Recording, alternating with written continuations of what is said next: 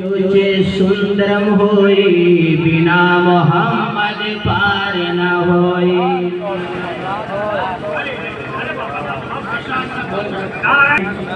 मैंने उठ करके आप ये मेरी गलती है, ये गलती मैंने जानबूझ कर की। क्यों? इसलिए कि काला होता है, लोग सलाम का जवाब देते नहीं। एक प्रोग्राम में अभी कितना टाइम हो रहा है, 2 बजने के करीब है, हमको ले गए 3 बजे स्टेज पे।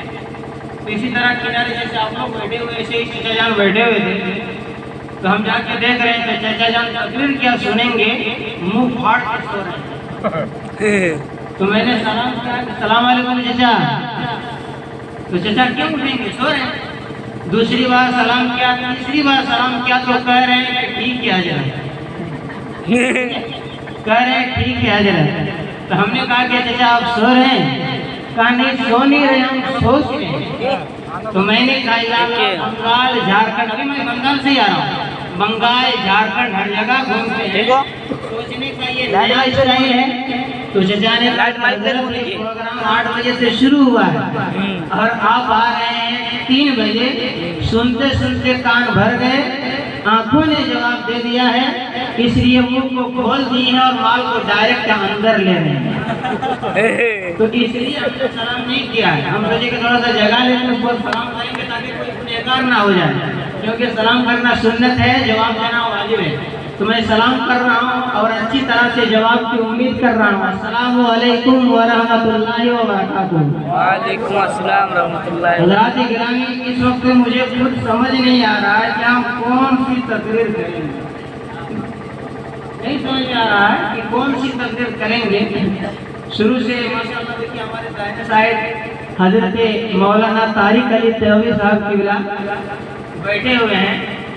बड़े खुशमिजाज और बड़े अच्छे इंसान हैं। इतना अच्छे इंसान है कि मैंने देखा अक्सर जगह से इमाम जब बैठते हैं तो गांव के लोग इमाम की बुराई शुरू कर देते हैं और इमाम साहब मुक्तादी लोगों की बुराई शुरू कर देते हैं। अक्सर जगह मैंने देखा, अरे वो ऐसे थे ऐसे थे ऐसे थे। हालांकि ऐसा नहीं करना चाहिए, बिल्कुल नहीं करना चाहिए। हट गए चले गए कोई बात नहीं, लेकिन डाबर में हजरत मौलाना तारिक अली साहब थे और यहाँ से हटे हैं तो इन लोगों की जो मोहब्बत थी उस मोहब्बत में और इजाफा हुआ। उस मोहब्बत में बात अभी तक देखी नहीं, उस मोहब्बत में और इजाफा हुआ है, उस मोहब्बत में और बढ़ोतरी हुई है। माशाअल्लाह बहुत अच्छे इंसान हैं। मैं तो इन्हें जो हीरा कहता हूँ। साथ ही साथ हमारे सदर साहब, यहाँ के सदर साहब, बहुत सारी की गाड़ी जा रही थी, डाकुओं ने टेका हुआ, डाकुओं ने टेका हुआ, चलो निकालो चल रहा है। अब डाकू के सामने कोई चारा नहीं, कोई सुनेगा नहीं, मारना शुरू करेगा। तो सब जो निकाल के जिसके पास पैसा वो पैसा दे रहा है, जिसका मोबाइल हो मोबाइल, जिसके पास पर्स हो पर्स से दे रहा है। तो एक बूढ़ा सब निकाल के देता, उसके बावजूद पीट रहा है। बूढ़ा सब निकाल के दिया, उसके बावजूद पीट रहा है। तो बूढ़ा बोल रहा है सब तो दे दिए, क्यों पीट रहा है? बोला हम लोग अपनी ड्यूटी करते हैं, हम लोग बगैर मेहनत का पैसा नहीं लेते हैं, मेहनत कर रहे हैं। तो उसी तरह से हम भी तकरीर सुनाने की गर्ज से नहीं आए हैं, क्योंकि मौलाना तारिक साहब ने अपना प्रेशर दिया कि पुरुलिया के बाद चर्रा स्टेशन है, चर्रा के बाद कुछ और स्टेशन है, उससे आगे हम थे, वहाँ से हमको आना पड़ा। इतने जो है टेम्परेचर इनकी तरफ से दबा के मुझे समझ नहीं आ रहा है कि हम क्या तकलीफ करेंगे इस टाइम, क्योंकि जो कुछ सोच के रखे थे वो आते गए हट के गए, आते गए हट के गए। एक मौलवी साहब थे जो पूस महीने में जब कनकन ठंडी थी तो तकरीर करने के लिए गए जगह, और क्या तकरीर कर रहे हैं जानते हैं? बांग्ला में कर रहे हैं। बाबारा बंधुरावार আমরাও মানুষ और উনিও মানুষ, যেমন একটা কাপড়ে কাপড়টা ছিঁড়ে গেলে এই কাপড়টা দিয়ে গেঁদরা বানানো যাবে, এই কাপড়টা দিয়ে কাঁথা বানানো যাবে, কিন্তু যদি এই কাঁথাটার মধ্যে কেউ ঘুমায় না প্রবলেম, কিন্তু যদি মা বোনদের শাড়ি থাকে, মা বোনদের দুপাট্টা থাকে, ওই দুপাট্টাটায় কেউ যদি নামাজ পড়তে চায়, बोलिए नमाज की इतनी कमी होगी? इस तरह तकरीर करनी चाहिए। अभी आप लोग बहुत सारी तकरीर सुन रहे थे, मतलब दिल कर रहा है कि बोलेंगे लेकिन नहीं बोलना चाहिए, है ना? हाँ, तो हजरात गिराम में मौलवी साहब कह रहे हैं कि देखिए ये भी कपड़ा है, वो भी कपड़ा है, ऐसा ऐसा करके इधर उधर लन भजा भुनी के बोल रहा है। वो भी आदमी, हम भी आदमी हैं, उनके भी 2 हाथ हैं, मेरे भी 2 हाथ हैं, उनके भी 2 पैर हैं, मेरे भी 2 पैर हैं, उनकी भी 2 आंखें, मेरी भी 2 आंखें हैं, लिहाजा वो और हम बराबर हो गए। और ये बात वो कह रहा है नबी की शान में। सब मिलके बोलिए नाउज़ुबिल्लाह। क्योंकि हमारा अकीदा है कि मुस्तफ़ा आपके जैसा कोई आया ही नहीं, और आता भी कैसे जब अल्लाह ने बनाया ही नहीं। सुभान अल्लाह। ठीक है।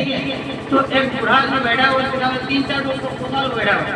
पोताल बोल रहा दादू कि मौलवी साहब जी को आज तक इसे तकरीर हम लोग सुने भी नहीं, चाहिए और हम बराबर है, बराबर बता रहे कुछ महीना है, इसको सबक सिखाएंगे अच्छी तरह से। कनकन की ठंडी थी, तकरीर खत्म हो गई तो मौलवी साहब ने कहा ठीक है बिस्मिल्लाह का इंतजाम कर दीजिए। तो अब बिस्मिल्लाह का इंतजाम जब करने के लिए तो बूढ़ा ने कहा काम करो, जो जिस बोरिया में पतला लाते हैं बिल्कुल पतला होता है, एक बोरिया बिछा दो और एक बोरिया ओढ़ने के लिए दे देंगे। तो एक बिछा दिया गया और एक ओढ़ने के लिए दिया गया। मौलवी साहब जाके कह रही है क्या है जी? बोला क्या बोलेंगे मौलवी साहब, अभी तकरीर में कह रहे थे वहाँ मान लो जो कपड़ा पहन दिए उससे जो गेंदरा बनाया जाता है उस पर भी गैर करके सोने सीखता है। हम लोग गरीब आदमी, हम लोग घर में कंबल भी नहीं है, रजाई भी नहीं है, उसी साड़ी वगैरह से दुपट्टा वगैरह में क्या बनाते हैं और वही गेंदरा है। तो आपको नाए भी लगी, आपको कैसे देंगे? इसलिए और बोला आप इस पर सोइए। अब मौलवी साहब उस पर सो गए हैं। अब जो ऊपर से जितनी डंडी नीचे से उतनी डंडी। आप लोग बताइए कि नींद अगर नहीं आए तो उस महीने की रात लंबी होती है कि छोटी होती है? लंबी होती है। थोड़ा सा बोलिए, आप लोग समझ रहे हैं ना? हम थोड़ा सा बोलिए। तो मौलवी साहब सोए हैं, इधर फजर की अजान हो रही है। क्या जानते हैं? अस्सलातु खैरुम मिनन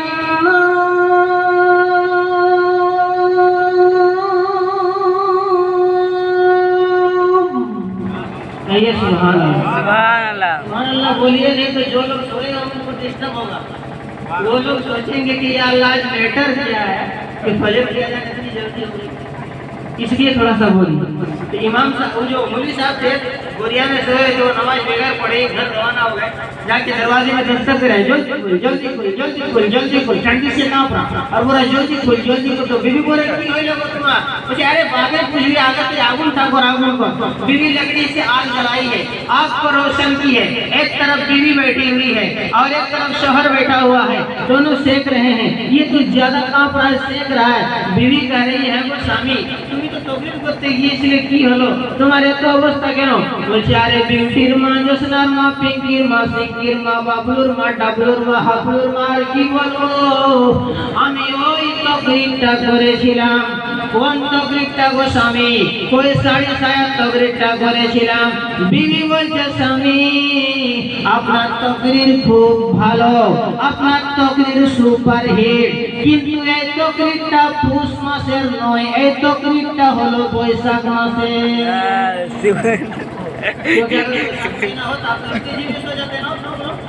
कोई दिक्कत नहीं थी।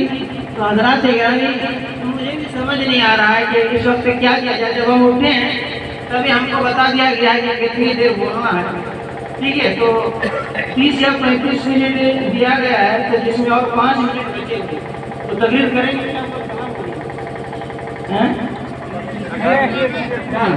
हाँ, तो बांग्ला में बोलेंगे, ऐसी बात नहीं है, लेकिन बांग्ला समझना बड़ा कठिन है। मुर्शिदाबाद में हम लोग मेरे दोस्त थे, लेकिन जानिए तकरीर करना बहुत हार्ड है। तकरीर करने के बाद भूख लग जाती है। तो सुबह हम लोग गए होटल में, दादा खबर हो गए, तो दोनों दोस्त हम लोग बैठे हुए। तो वेटर आया, बोलता है क्या जानते हैं दादा আপনারা সাদা গু খাবেন না কালো গু খাবেন? तो माथा खराब हो गया। हम बोले यार क्या बोल रहा है ওটা আপনাদেরকে জিজ্ঞাসা করতেছি আর কি, মুর্শিদাবাদের বাংলা তো, ওটা আপনাদেরকে জিজ্ঞাসা করতেছি আর কি যে আপনারা সাদা গু খাবেন না কালা गु खाবেন? जो सादा कहेंगे वो खाने की चीज है, हम लोग तो सुनते भी नहीं है। तो हम लोग उठ करके जाने लगे, भाई ऐसा बोल रहा है, कहाँ पहुँच गए, पुरानी इंडिया से बाहर में क्या है। तो जो मुर्शी है वो देख तो बोल रहा हजरत कहाँ जा रहे हैं? तो आपके वेटर से पूछिए हम लोग कहाँ जा रहे हैं, क्या हुआ? अरे किसी बोले ना, टाइम बोल रहा हूँ सादा गु खा गए लेकिन काला गु खा गए। तो ओटे दिन में मेरे जैसी तो वेटर को जो मुर्शी था वो समझ गया, वो बोल रहा है ऐसा नहीं दिया हमारे वेटर कोनो खराब कथा बोले ना। এখানে রসগোল্লা 2 রকমের আছে, একটা কালা একটা সাদা। তো ওয়েটার বলেছে আপনারা সাদা রসগোল্লা খাবেন নাকি কালা রসগোল্লা গুলো খাবেন? তো গোলাটাকে ভू बोलते কি করে বুঝতে हजरात बांग्ला तो बोलेंगे लेकिन जहन हाजिर रहना चाहिए। अगर हम बांग्ला बोलेंगे और आपका जहन के टीचर लास्ट टीचर होता है, उसकी बात कोई स्टूडेंट नहीं सुनता। बस सबकी ध्यान रखिए, घंटी कब बजेगी और हम लोग जाएंगे। इस तरह हम लास्ट हैं, आप लोग अगर सुनिएगा ध्यान से तो बांग्ला ही में इंशाल्लाह हम बोलेंगे। सुनिएगा ध्यान से, क्योंकि शाबान के आखिर में इमाम साहब ने तकरीर किया, मेरे मिल्लत के मुसलमान भाइयों, आ रहा है माह रमजान, जिसमें अगर कोई एक नेकी करता है अल्लाह तबारक व तआला उसे 70 गुना सवाब अता फरमाता है। अगर किसी कोई रोजादार को अफ्तारी करा देगा, भरपेट खाना खिला देगा, तो अल्लाह तबारक व तआला उसे एक रोजा का सवाब अता फरमाएगा। एक साहबी ने अर्ज किया, या रसूल अल्लाह, अगर किसी की इतनी हैसियत ना हो तो क्या करेगा? मेरे आका ने फरमाया, अगर एक घोंट पानी ही पिला देगा तो अल्लाह तबारक व तआला उसे एक रोजे का सवाब अता फरमाएगा। एक नमाजी था, एक मुक्तदी था, बड़ा चालाक, बोला नो टेंशन, सारा टेंशन खत्म हो गया है, अब हमें सेहरी करने की कोई जरूरत नहीं है, अब हमें रोजा रखने की कोई जरूरत नहीं है। एक घोंट किसी रोजादार को पानी पिला देंगे, रोजा का सवाब मिल जाएगा। फर्स्ट रोजा है, सबकी हल्के जल प्यास से सूख रहा है और वो दिन के 10 बजे एक जग पानी लेकर के बैठा हुआ, दिन 10 बजे एक जग पानी लेकर के बैठा हुआ और एक सोच रहा है कि कौन आएगा उसको पिलाएंगे। तो बताइए 10 बजे कोई पानी पिएगा? 3 दिन के बाद एक आदमी चंदा के लिए पहुंच गया, बोला इधर आप चंदा बाद में देंगे, पहले पानी पिए। बोला हम रोजा रखे, बोले इसीलिए तो तुमको पिला रहे हैं, रोजा रखा है इसीलिए तुम पिला रहे हैं। जब वो नहीं पीने जा रहा तो दोनों लड़का को आवाज दिया, 2 लड़का आए, बोला गर्दन में पकड़ो और पाँव में पकड़ो, पटक दिया, उसको जबरदस्ती एक घोंट पानी पिला दिया। ये पानी इसके हल्के में चला गया। इसने कहा बताइए कि मेरा रोजा तोड़वा के आपको क्या फायदा हुआ? बोला अरे क्या फायदा हुआ, हमारे इमाम साहब ने तकरीर किया है, जो किसी रोजादार को एक घोंट पानी पिला देगा तो अल्लाह तबारक व तआला उसे एक रोजे का सवाब अता फरमाएगा। उसने कहा आपके इमाम साहब ने सही कहा है, मगर आप जाग के नहीं सुन रहे थे, सो के सुन रहे थे, इसलिए कि ये बात मैं दिन 10 बजे की नहीं है, अफ्तारी के टाइम की। ये बात दिन 10 बजे की नहीं है, अफ्तारी के टाइम की है। तो मेरे मिल्लत के मुसलमान भाइयों, ऐसा एक्सीडेंट हो जाता है, इसलिए मैंने आपको कुछ एंटीबायोटिक दिए हैं। बस 5 से 10 मिनट आपके लिए एक बात मेरी माँ बहन के लिए कहेंगे, अपनी गुफ्तगू को खत्म करेंगे। मोहब्बत से, जितनी नबी से मोहब्बत है, बुलंद आवाज से दुरूद शरीफ पढ़िए। अल्लाहुम्मा सल्ली अला सय्यिदिना मुहम्मद। का ऐसा सरापा ढूंढते रह जाओ, सुभान अल्लाह। नूर का ऐसा सरापा ढूंढते रह जाओगे, ढूंढते रह जाओगे। साया मेरे मुस्तफा का,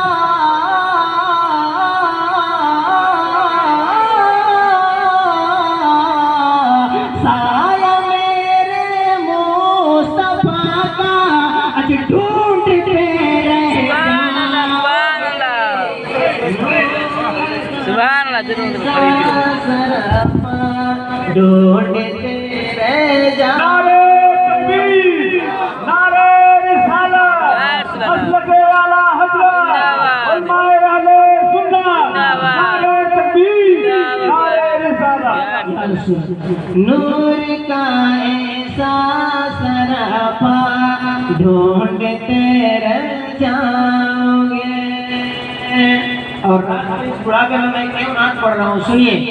नात की आदतें हमें जन्नत तलक ले सुभान जाएंगे, जन्नत तलक ले जाएंगे। नात की आदतें हमें जन्नत तलक ले जाएगी। तुम किताबों में हवाला,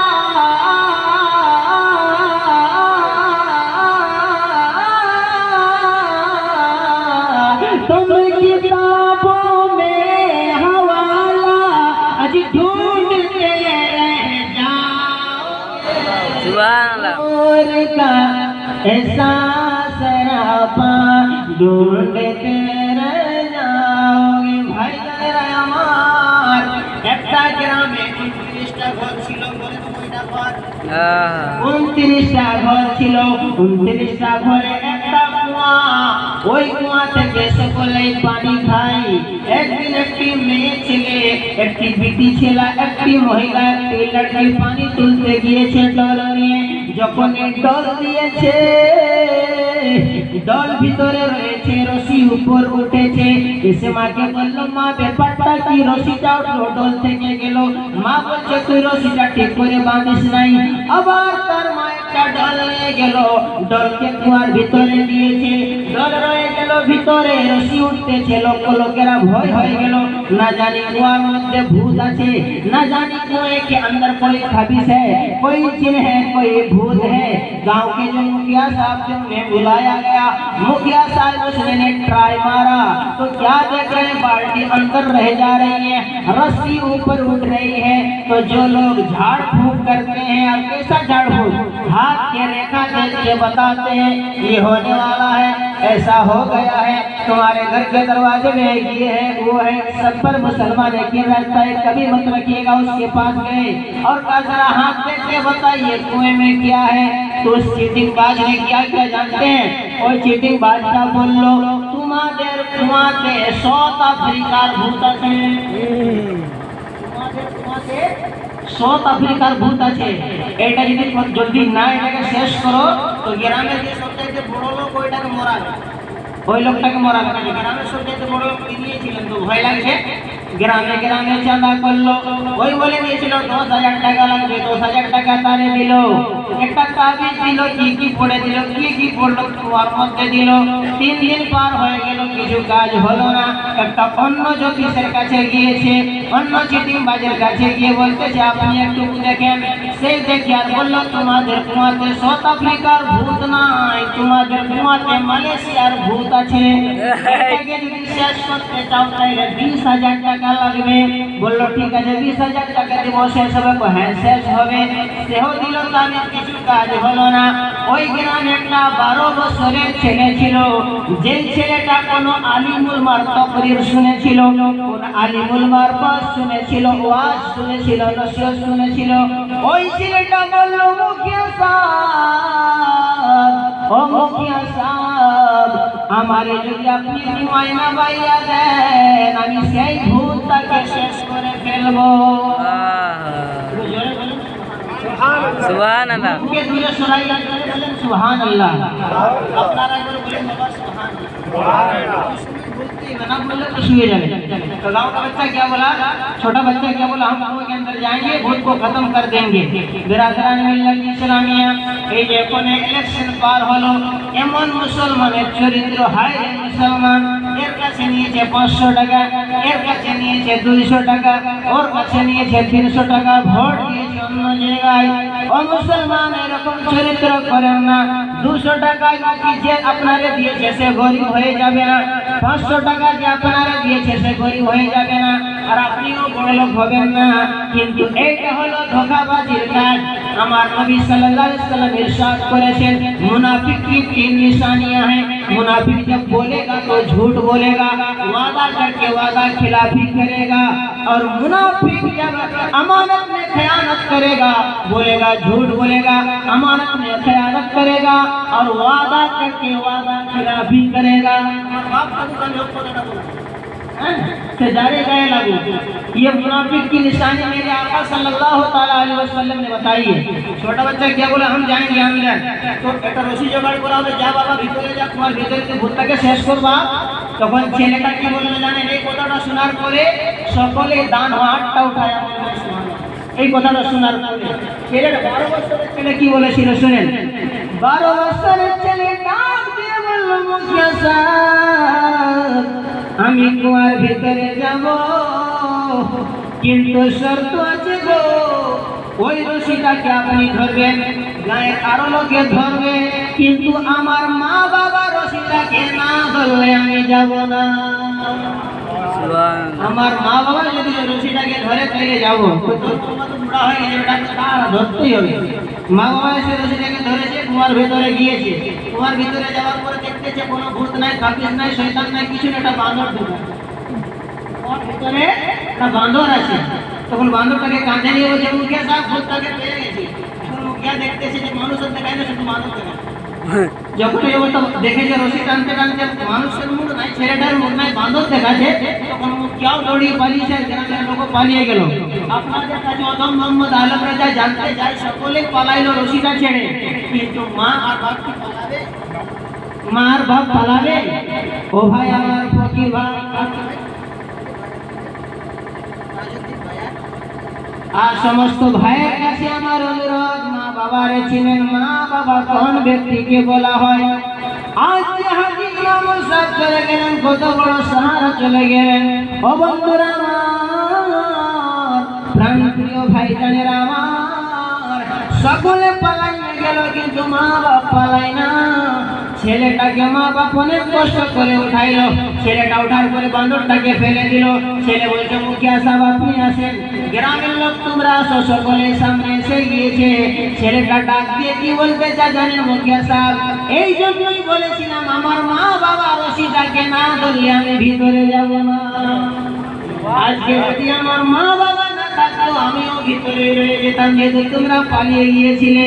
বেরাদারানে মিল্লাত ইসলামী আব্বাস শেষ কথা শুনেন। আমাদের বাঙ্গালে একটা জেলা আছে, জেলাটার নাম নদিয়া জেলা। ওই জেলায় একটা লোক, বড় লোক ছিল, যে 3 বছর ধরে নিজের মাকে বাত করে নাই, নিজের মার সঙ্গে কথা বলে নাই। 3 বছর ধরে মায়ের সঙ্গে কথাবার্তা নাই। 2টা কিডনি একবারে খারাপ হয়ে গেছে।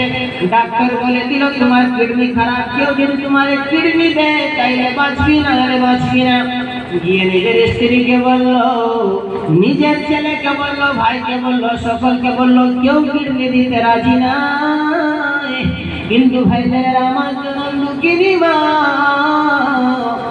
সারে বললো কি জানেন, হসপিটালে অ্যাডমিট রয়েছে, জন্ম দুঃখিনী মা গিয়েছে, ডাক্তারকে বলছে ডাক্তার ওই যে পেশেন্টটা খাটের মধ্যে শুয়ে রয়েছে, ওই যে বেডের মধ্যে আছে, ওইটা আমার প্রথম বেটা, ওইটা আমার বড় বেটা। ওই ছেলেটা যদি মরে যায় আমি মা সহ্য করতে পারবো না, আমি মা সহ্য করতে পারবো না। আমার কিডনি নিয়ে নেন, আমার ছেলেটাকে ভালো করে দেন। করে করে বলেন সুবহানাল্লাহ, সুবহানাল্লাহ, আওয়াজ দিয়ে বলেন আপনারা সুবহানাল্লাহ, সুবহানাল্লাহ। আমার किडनी दिए गए ना, ছেলেটাকে ভালো করে দেন। अच्छा हो गया, अच्छा हो गया। तो सोच रहा है अब आपको फिर से स्टार्ट हो गई। थैंक यू बोलो, डॉक्टर के पास गया, बोला डॉक्टर साहब और बोल रही है डॉक्टर ने बताया ये नहीं, उस बूढ़ी औरत को बोलो जो बेड पे लेटी हुई है। ये बंदा जाता, जाने के बाद देखता आहा हा, जिस माँ से मैंने 3 साल तक बात नहीं किया था वही मेरी माँ है। कहा अम्मी मुझे माफ कर दीजिए और घर चलिए। माँ को हाथ में पकड़ा, उठा रहा है तो क्या देख रहा है? जन्म दुखी माँ पहनते काली फुरमला। माँ के लाश को सीने से लगाता है और बच्चा कहता है माँ जननी गो केमने सुधिबो तुम्हारे, माँ जननी गो केमने सुधिबो तुम्हारे। आमी बड़ दिशाहारा, आमी बड़ दिशाहारा तुम्हारे अधीन, केमने सुधिबो तुम्हारे। माँ जननी गो केमने सुधिबो तुम्हारे। आवाज দিয়ে বলেন সুবহানাল্লাহ, সুবহানাল্লাহ। কত দুঃখ ব্যথা সয়ে আমারে মা জন্ম দিলে, কত কষ্ট ব্যথা সয়ে আমারে মা জন্ম দিলে, গর্ভেতে রাখিলে তুমি, গর্ভেতে রাখিলে তুমি 10 মাসে 10 দিন, কেমনে সুধিব তোমারে। মা জননী গো কেমনে সুধিব তোমারে। আমি বড় দিশাহারা তোমারে অধীন, কেমনে সুধিব তোমারে।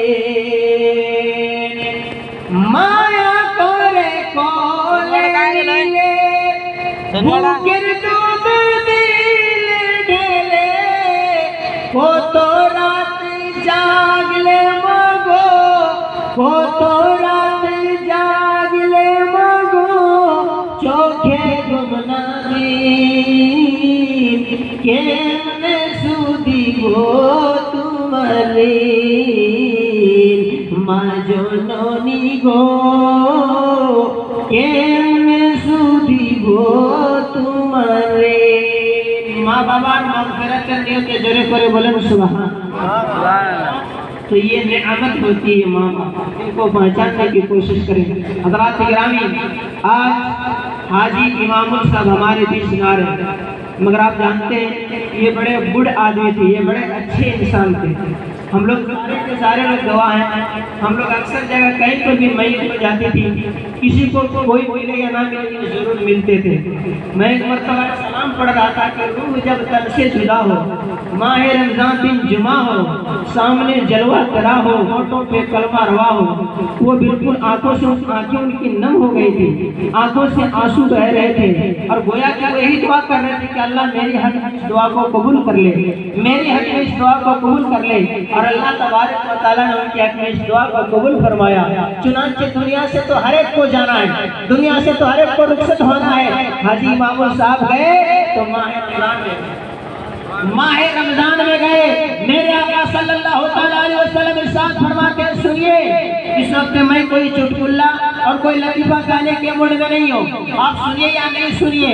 अगर आप सुनेंगे तो आपको काम आएगा, नहीं सुनेंगे तो पछताएंगे। मेरे आका सल्लल्लाहु अलैहि वसल्लम इरशाद फरमाते हैं, अगर किसी का इंतकाल शब जुमा या जुमा के दिन में होता है या माह रमजान में होता है, उस पर सवाले मुनकर नकीर भी नहीं होता है, अज़ाबे कब्र भी नहीं होता है। और जब अल्लाह तबारक व तआला ने उसे कब्र में छोड़ दिया तो इंशाअल्लाह अल्लाह की रहमत से उम्मीद है कि क़यामत में भी परवरदिगार आलम उसे छोड़ेगा। आमीन। ऐसे खुशनसीब व्यक्ति हैं, ऐसे खुशनसीब इंसान हैं हाजी इमामुल साहब। हज़रात गिरामी, मेरे मिल्लत के मुसलमान भाइयों, दुनिया से हर एक को जाना है।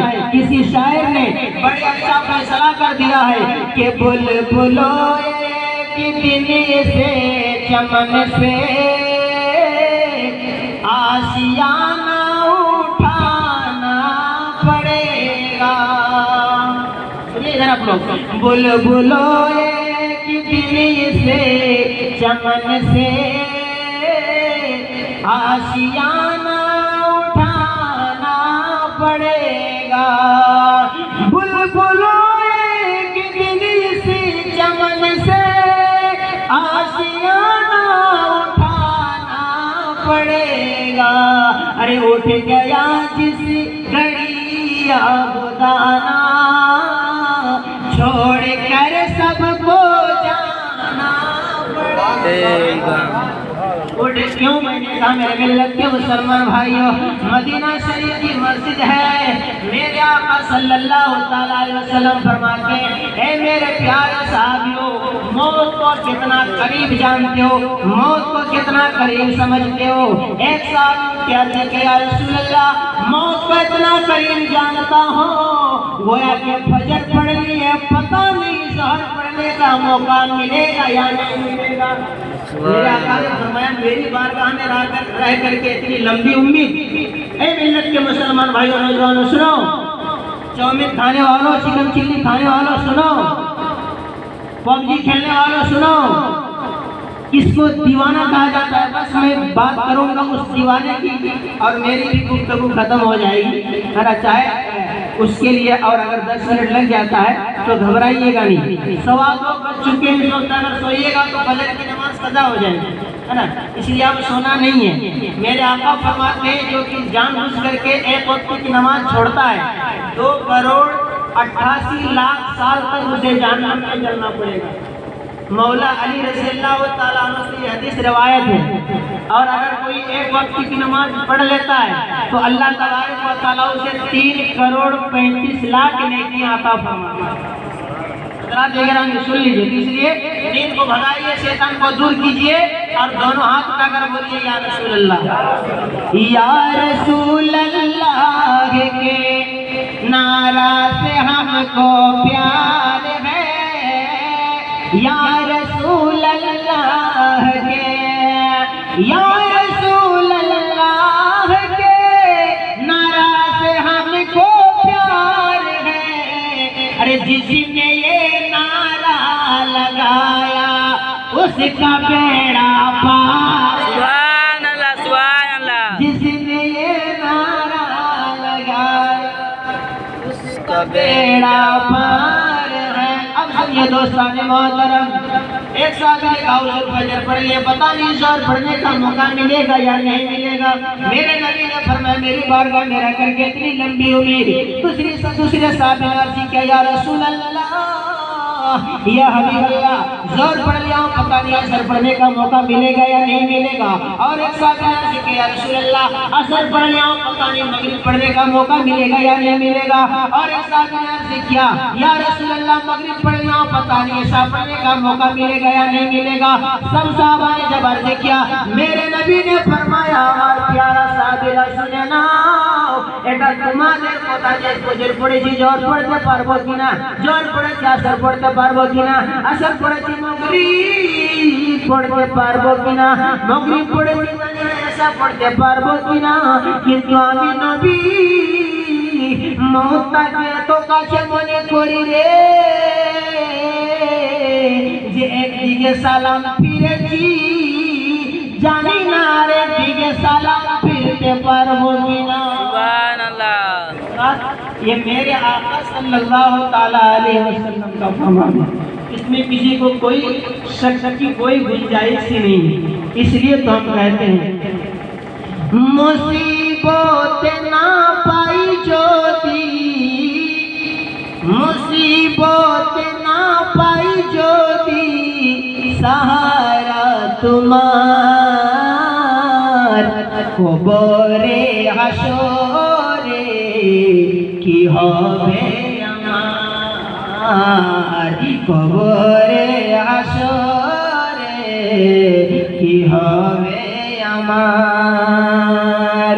মুসিবত না পাই যদি সাহারা তোমার, কবরে হাসরে কি হবে আমার, কবরে হাসরে কি হবে আমার। আছি গো ডুবে আমি गुनारे सागोरे। कितनी दुख की बात है काजी साहब कि जो लोग हमारी अज़ान की आवाज़ को नापसंद कर रहे हैं, हमारे मिल्लत के नौजवान उन्हीं लोगों के गाना और पलट में रह रहे हैं। अब क्या इस्लाम बताएंगे, क्या इस्लाम बताएंगे? जो लोग हमारे अज़ान की आवाज़ को पसंद नहीं कर रहे उनके गाने हमारे बच्चे अब अगर आजमाना चाहते हैं तो सुबह किसी को फोन लगा करके देखिए नौजवान, किसी के मोबाइल में बजेगा जब हम जवां होंगे जाने कहाँ होंगे, किसी के मोबाइल में बजेगा बेवफा तो ने पागल कर दिया। एक बार जा रहे हैं तो गोरा बाजार प्रोग्राम में पुरलिया में बस में चढ़े हैं, तो बस में उठे तो तारक रामा साहब थे, तो वो बुजुर्ग थे, वो सो गए, हम जागे हुए, बस में नहीं आती है। एक 70 साल की बूढ़ी औरत और उसके हाथ में एंड्रॉयड मोबाइल थी, और उसके जब फोन आया तो क्या गाना बजेगा जानते हैं? जब हम जवां होंगे जाने कहाँ होंगे। तो हमने कहा कि जब तुम जवां होगी तो जानना रवां होगी। 70 साल की उम्र है, मोबाइल में रिंगटोन है कि जब हम जवां होंगे वो लोग जवां होगी।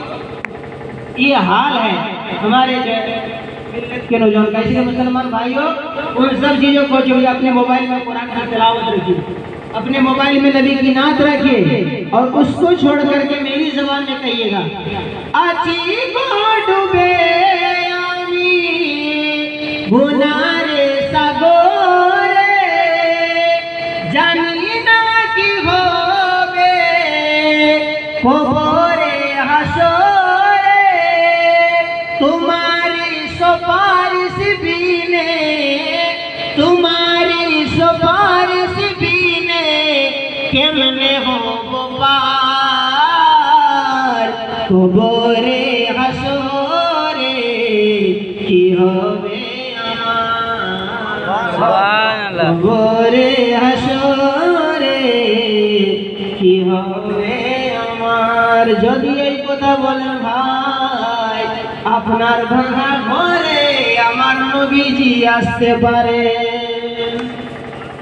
আপনার भांगा घरे हमारे नबी जी पारें कि नबी को इतनी ताकत है कि नहीं? अल्लाह ने उनको ये ताकत दी। हमारे बाएं साइड अली जनाब अब्दुल कयूम साहब बैठे हुए, रियाजुल जन्नत का टुकड़ा, और वहाँ पर जो हज्जाज किराम जाते हैं दो रकात से ज़्यादा आपको पढ़ने नहीं देगा। मगर हम लोग दुआ कर रहे थे रात दिन के, या अल्लाह बस इसी आश्रम में आए। आप लोग कयूम साहब हमारे सामने पूछ लीजिएगा, हम लोग 2-2 करके 6 रकात पढ़े थे, मगर कोई उठाने के लिए नहीं आया, कोई पुलिस वाला उठाने के लिए नहीं आया था। हम दुआ करते हैं कि दिखा दे या इलाही वो मदीना कैसी बस्ती है जहाँ पर रात दिन मौला तेरी रहमत बरसती है। और खुदा शाहिद है वो बाजार लगता है मदीने में, खुदा शाहिद है वो बाजार लगता है मदीने में। अजी जो दुनिया में नहीं मिलता वो मिलता है मदीने में, जो दुनिया में नहीं मिलता वो मिलता है मदीने में। बस सुन लीजिए, दीवाना किसको कहा जाता है? आज हमारे नौजवान जिनसे दुनिया पर फटा हुआ नारा लगा रहे हैं, है ना, और क्या क्या मैं बयान करूं, बोलने में शर्म आ रही है। सर से लेके पांव तक शरीयत के खिलाफ है, और कह रहे हैं गुलामी रसूल में मौत भी कबूल है, गुलामी रसूल में मौत भी कबूल है। दीवाना किसको कहा जाता है? मेरे आका सल्लल्लाहु ताला अलैहि वसल्लम मस्जिद नबी शरीफ में तशरीफ फरमाए, एक यहूदी का छोटा बच्चा जाता है, मेरे नबी को एक नजर देख लेता है, जो नबी के चेहरे को देखा तो देखता ही रह गया। दूसरा दिन फिर चला गया, तीसरा दिन फिर चला गया। एक दिन यहूदी ने देख लिया मेरा बच्चा मस्जिद के दरवाजे पर है, उसे घर लाया, डांटा डपटा, उसे फटकारा और कहा नादान तू मस्जिद नबवी के दरवाजे पर नहीं जाएगा, अगर जाएगा तो तेरा हाथ काट दूंगा। डाबर बस्ती के नौजवानों सुनो सुनो, उस बच्चे ने जवाब दिया था अब्बा नबी का चेहरा इतना सोना है, नबी का चेहरा इतना सुंदर है, अगर हाथ काट के आपको दे दो तो क्या जाने की इजाजत दे देंगे? अपना स्कूल से मिलना चाहिए था, अपना नहीं मिला। आप लोग बुलंद आवाज से बोलिए सुभान अल्लाह। हाथ काट के आपके हवाले कर दो तो जाने दे देंगे? बाप के चेहरे का जोग्राफिया बदल गया, गुस्सा और बढ़ गया। बाप ने कहा नादान अगर कल से गया तो तेरा पाँव काट दूंगा। बच्चे ने कहा अब्बा अगर पाँव काट के आपके हवाले कर दो तो क्या आप जाने की इजाजत दे देंगे? मैं उलट उलट करके नबी की बारगाह में चला जाऊंगा। बाप को और गुस्सा आया, बाप ने धमकी दिया और कहा नादान कल से अगर मस्जिद नबवी के दरवाजे पर गया तो तेरी आंखें निकाल लूंगा। बच्चा खामोश हो गया, बच्चा चुप हो गया, बच्चा साइलेंट हो गया। क्यों? आंखें नहीं होगी तो नबी की सूरत कैसे देखेंगे? नबी की सूरत कैसे देखेंगे? बच्चा नहीं गया। मगर दोस्तान मोहतरम वो बच्चा मेरे आका सल्लल्लाहु ताला अलैहि वसल्लम की मोहब्बत में बीमार हो गया। बीमारी बढ़ती गई, बीमारी बढ़ती गई। बाप ने तबीबों को बुलाया, डॉक्टरों को बुलाया, डॉक्टर आए, डॉक्टर ने दवा दिया, दवा खाया मगर कुछ असर नहीं। फिर और हकीम को बुलाया, बच्चा देख रहा, दवा खा रहा, कुछ भी असर नहीं। एक दिन बच्चा मुस्कुराया और बोला अब्बा अब ऐसे डॉक्टर से मेरा ट्रीटमेंट करवा रहे हैं, जिसने मेरी बीमारी को नहीं पकड़ा है तो मेरा इलाज क्या करेगा? इलाज करने के लिए बीमारी को पकड़ना जरूरी है। बाप ने कहा बेटा तेरी बीमारी क्या है? बच्चे ने कहा अब्बा मेरी बीमारी ये है कि मुझे एक से प्यार हो गया है। एक से प्यार हो गया है। तो बाप ने कुछ और समझा। कभी सवाल एक होता है, जवाब बहुत होता है ना। एक जगह एक बादशाह था, बोला मेरे जो 3 सवाल का जवाब देगा उसको मुंह मंगा इनाम देंगे। तो बड़े बड़े पंडित पहुंचे, लेकिन जवाब नहीं दे रहे। क्यों जानते? बादशाह सवाल कर रहा था इशारे से, एक उंगली उठाते हैं पहले सवाल, दूसरी उंगली उठाते हैं दूसरा सवाल, तीसरी उंगली उठाते हैं तीसरा सवाल। अब इसको किसी जवाब देगा? बड़े बड़े पंडित, बड़े बड़े ज्ञानी लोग गए, जवाब नहीं दे सक रहे। एक भाई चलो आगे हम जवाब दे देंगे। बोला चलो रे चलो इसको रे। बादशाह ने बोला हम जवाब देंगे। बादशाह बोला नहीं जवाब दो। बादशाह एक उंगली उठाया तो इसने भी एक उंगली उठा दिया। बादशाह बोला गुड, तुमने तो पहले सवाल का जवाब दे दिया। तो बादशाह ने दूसरी उंगली उठाई, इसने भी दूसरी उंगली उठा दी। बादशाह ने कहा ये 2 सवाल का जवाब दे चुका है और मेरा ऐलान है कि मुंह मांगा इनाम देंगे। अब तीसरा सवाल रह गया है, अगर तीसरे का जवाब दिया कामयाब हो गया। बादशाह ने तीसरी उंगली उठाई तो इसने अंगूठा उठा करके ऐसे कर दिया, ऐसे कर दिया। बादशाह ने कहा शाबाश तूने जवाब दे दिया। सब तो छोड़ सकते हैं मगर मीडिया वाला छोड़े? मीडिया वाला पहुंच गया, बोला दोस्त तू तेरा जवाब क्या था, बादशाह का सवाल क्या था? बोला अरे बादशाह का सवाल ये था कि बादशाह कह रहा था हम एक आदमी तुम्हारे घर खाने के लिए आएंगे। तो हमने कहा बादशाह जब मेरे घर में खाएगा तो क्यों नहीं खिलाएंगे? मैंने कहा ठीक है खिलाएंगे। तो बादशाह ने कहा अकेले नहीं आएंगे, मेरे साथ एक मौजूद भी आएगा। तो मैंने कहा जब एक को खिला सकता हूँ तो दूसरे को भी खिला सकता हूँ। मैंने उंगली उठा दी। मैंने देखा बादशाह लालच बढ़ाते जा रहा, बोला 3 लोग आएंगे तो मैंने कहा नहीं सकेंगे, मैंने उंगली उठा के नहीं सकेंगे। अब मीडिया वाला चला गया बादशाह के पास, बादशाह साहब आपका सवाल क्या था, उसका जवाब क्या था? बादशाह ने कहा मेरा पहला सवाल एक उंगली से ये था कि क्या अल्लाह एक है? तो उसने भी एक उंगली उठा करके कहा अल्लाह एक ही है। तो मैंने कहा अल्लाह तबारक व तआला जिसने अपने नाम के साथ अपना नाम, अपने नाम के साथ अपने हबीब का नाम मिला करके रखा है। खुदा बुजुर्ग के कोई किस्सा मुख्तसर, वो प्यारा महबूब कौन है? तो उसने 2 उंगली उठा करके कहा अल्लाह और उसके रसूल है, ये जो दोनों हैं इस जैसा और कोई नहीं है, क्योंकि अल्लाह तबारक व तआला ने इनका नाम अपने नाम के साथ मिला करके रखा है। तो उसने दूसरी उंगली उठा दी। मैंने कहा इस जैसा और कोई है? 3 उंगली उठा करके। तो उसने अंगूठा उठा करके कहा नहीं। देखिए सवाल अलग है, जवाब अलग है। सवाल एक, सवाल 2 है, जवाब जो सवाल भी एक ही है, जवाब भी एक ही, मगर समझने का फेर है। तो बच्चे ने कहा अब्बा मुझे एक से प्यार हो गया है। तो बाप ने कुछ और समझा।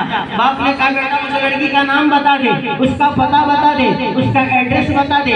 बच्चे ने क्या कहा जानते हैं? अब्बा जान यही तो मेरी और आपकी सोच में फर्क है।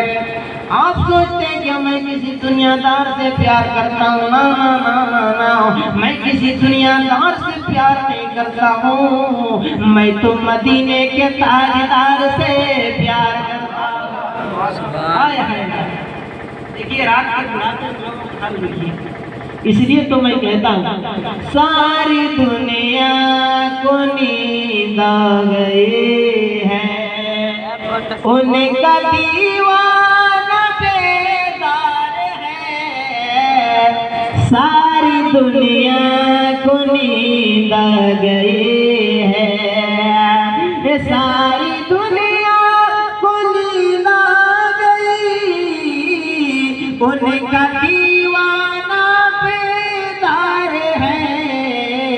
आप ही फैसला कीजिए, अजी आप ही फैसला कीजिए, अरे कौन जन्नत का किरदार है? सुभान अल्लाह। आप ही फैसला कीजिए। तड़प कर कह दीजिए मचल कर कह दीजिए अल्हम्दुलिल्लाह, मोहब्बत से कह दीजिए अल्लाहु अकबर। मेरे नबी फरमाते जो एक बार सुभान अल्लाह कहेगा, एक बार अल्हम्दुलिल्लाह कहेगा, एक बार अल्लाहु अकबर कहेगा, अल्लाह हर कलमे के बदले उसके लिए जन्नत में पेड़ लगाएगा। तो मैं आपको जबरदस्ती कहलवा करके आपका कोई नुकसान नहीं कर रहा हूँ, बल्कि जन्नत में पेड़ लगवा रहा हूँ। जरा बदलवाई से कहिए सुभान। बस दोस्ताने मोहतरम आखिरी मरहला में पहुँच चुका है। बेटे ने कहा अब्बा यही तो मेरी और आपकी सोच फर्क है।